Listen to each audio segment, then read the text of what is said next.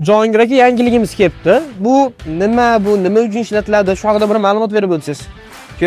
Bu fermani texnikasi, ferma uchun, chorvadorlar uchun juda ham qulay texnika. Sababi 3 tasi bittada jamlangan. Bu nimaga desangiz, birinchidan o'zi qorishma qiladi. Mikser aralashtiradi yemda. Ikkinchidan o'zi solib beradi ikki tarafga. O'ngga chiqibdi, yemda solib turadi yo'lga yurib, ham o'ziga o'zi yuklaydi. Va yana o'ta ham qulaylik jihati, bunga qarang. Vesaberi bor. Asli solingan yemda vesni o'lchab, ya'ni tarozi, o'zimiz o'zlaydi, tarozi deyiladi. Hamma nima qulaylik qilish kerak bo'lsa, hamma qulaylik qilingan. Hop. Dizellik u. Salarkada ishlaydi, yonilg'i. Hajmi 5 kuba. 5 kuba yemda silyosni ortib, qorishma qilib solib berish mumkin. 5 kuba taxminan 100 ta 150 ta molga yetsa kerak.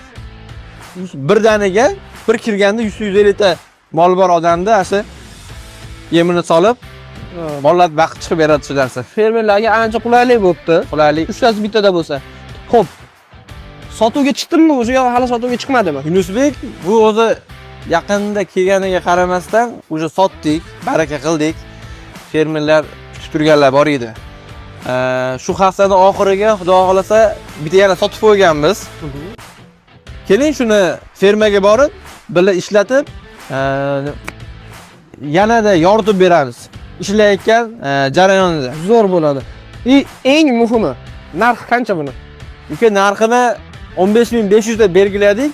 Ustida yana kelishtirib beramiz. Instagramdan ko'rib kelsa-chi? Kelishtirib beramiz. Chiroyli. Instagramdan qilib, kursdan qilib kelishsin, o'tib beradigan joyi bor. Siz bilan xudo xolasa shanba kuni ko'rishaylik.